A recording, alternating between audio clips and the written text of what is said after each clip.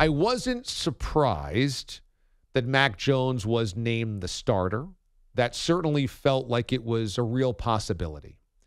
By all accounts, in New England and having watched him as part of the 3 preseason games, my takeaway was Mac Jones looked comfortable. And I've always felt like that was the first part of succeeding as a rookie or young quarterback, just looking comfortable. You know, there's been plenty of young QBs over the years that get in there and immediately look like they're crossing a busy intersection.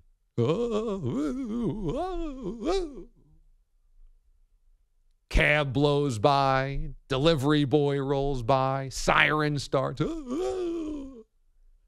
And so just looking comfortable is a big win. And I thought that he definitely looked comfortable in the 3 games of the preseason. Now, I think we've seen all of the rookie quarterbacks basically this year look pretty damn comfortable. And last year we saw Justin Herbert and Joe Burrow look remarkably comfortable. And I really do believe that that is significantly tied to the amount of elite coaching, elite quarterback prospects get from a very early age today. By the time you're 18 years old and going to college, you have worked usually, if you're a 4 or 5-star prospect QB, with a specific quarterback coach. You have high school coaches that are now, because of the internet and because of modernization of technique, you have high school coaches that aren't buried in 50 years ago of football, but instead are privy to modern schemes and modern techniques. And so they're coaching to quarterbacks instead of having a great quarterback and just running the wing tee.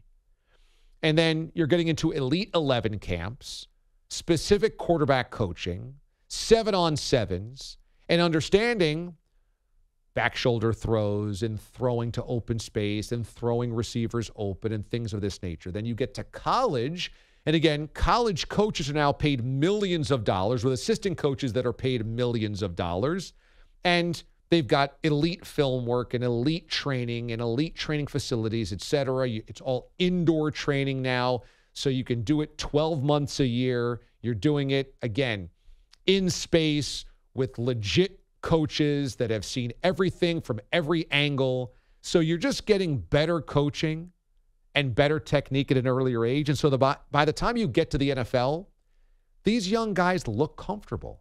Herbert and Burrow last year looked incredibly comfortable. This year, preseason, everybody, Trey Lance, Justin Fields, Mac Jones, they've all flashed. Trevor Lawrence, Zach Wilson, everybody's flashed, and you're like, oh, that guy looks the part. And so Mac Jones is part of this. He looked the part. I don't think he got to go crazy over his highlights. He had a couple of good throws. He moved the chains. He got the ball into the end zone, and that's good. There was like 2 throws that I said that's a really good throw. There was a throw against the Giants that was a touchdown on a nice little slant pattern that he hit, receiver in stride, right at the goal line, boom. It's about a 20-yard throw in the air, and that's just a good-looking throw.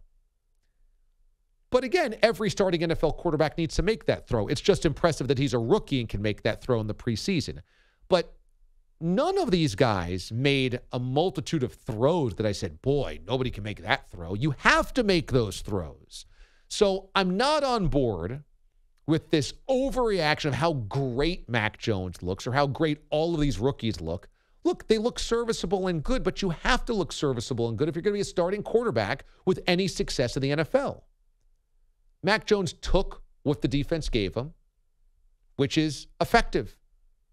But let's not make it out to be that suddenly the Patriots can run the offense that Tom Brady ran. I hate when I hear that. No! Tom Brady's the greatest ever to do it. You're not running the same offense. Don't say that. Don't say that. It's not the same. I can see why the Patriots went with Mac as their starting quarterback. They felt comfortable. And Cam Newton was out for those 5 days because of the COVID stuff. Just last week, they got to see what a reality is of no Cam and just Mac, and they said, he looks fine. He looks fine. He's putting in the work. He's grounded. He's making throws. You know what? We'll be fine. And I applaud Bill Belichick because he does not subscribe to what if this doesn't work. He does not subscribe to what will they say. He only subscribes to, I'm making the decision. I am absolutely confident that it'll work, and thus every other decision becomes easier. It's a very hard thing in life to be so confident in that every decision begins with, I know this will work, so.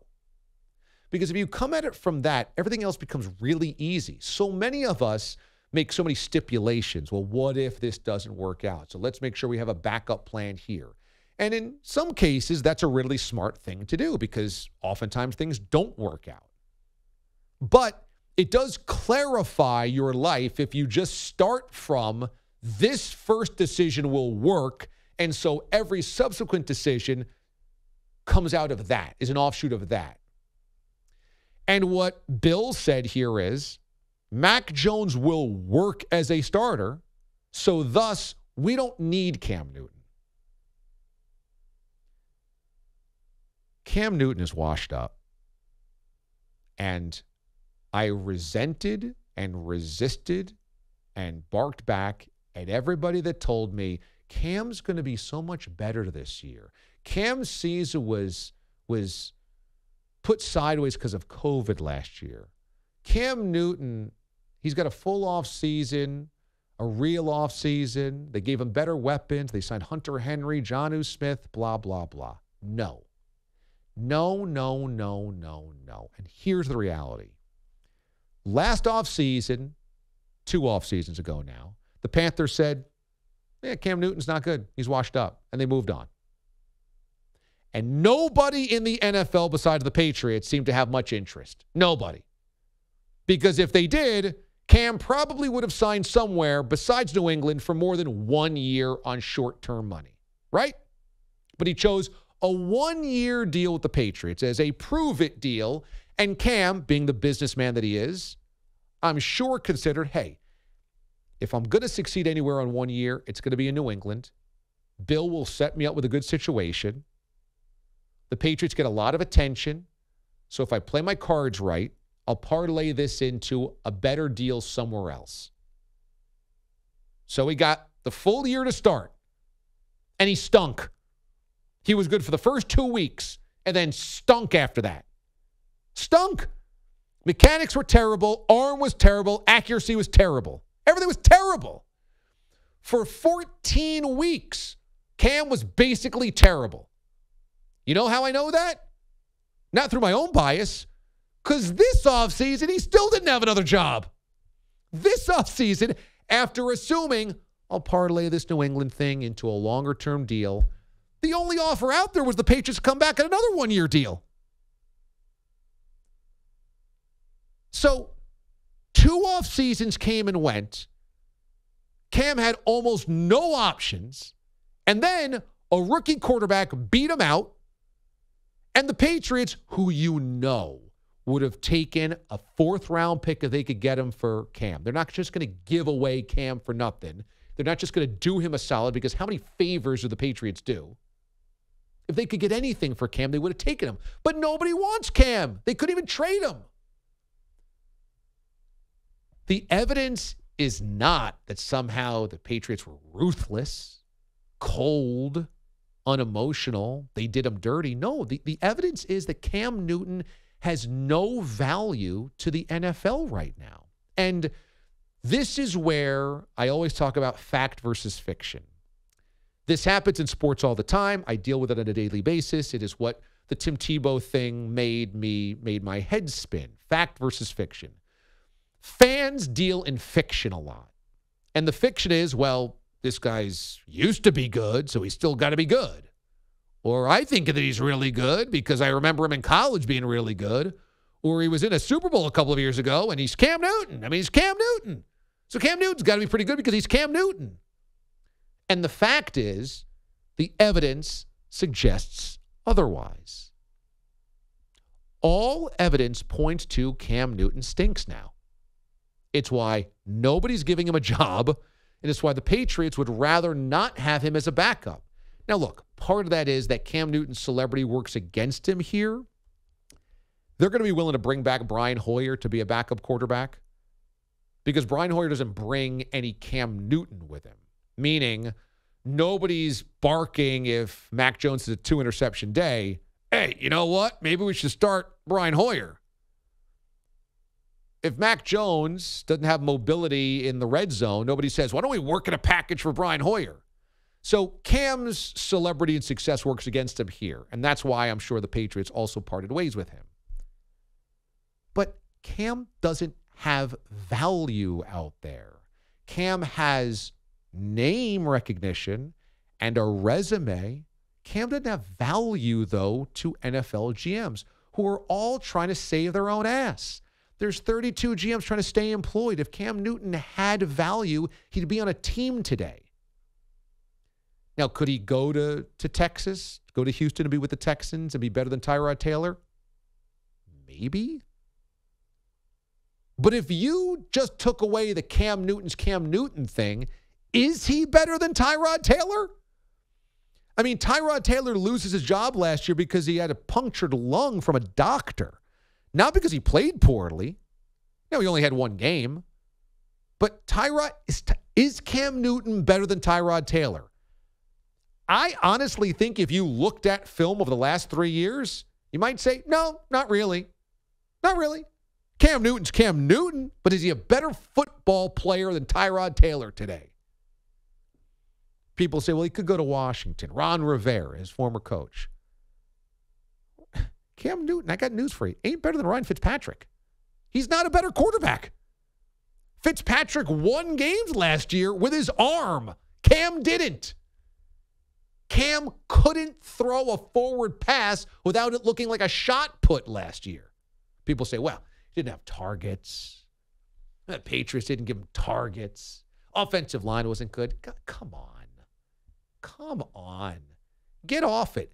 Cam Newton isn't a good football player anymore. At one point, he was really good. At one point, he was absolutely the NFL MVP and a Super Bowl-worthy quarterback. And Cam Newton in his prime did amazing, amazing things. But let's get off it. That's not it anymore. He ain't that anymore. And that's why he has no job today. So could he be the Texan starter? I mean, I guess. My guess, though, is that the Texans would say, we'd probably rather have a guy that's been in the system the entire offseason. Ty goes to the guy that's been here, which is Taylor. In Washington, they're not choosing Cam Newton over Ryan Fitzpatrick. It's not going to happen. And Dallas is a backup? Okay. Dallas is a backup. But then that brings us to the next reality. Cam Newton's career as a starting quarterback is over. It's over. Tomorrow, could the Houston Texans sign him and week one install him as a starting quarterback? Sure. But what is that? That is a franchise in dire quarterback situations because the one that they have under contract refuses to play for them. The Texans are basically trying to tank, knowing that this is a situation that cannot be fixed.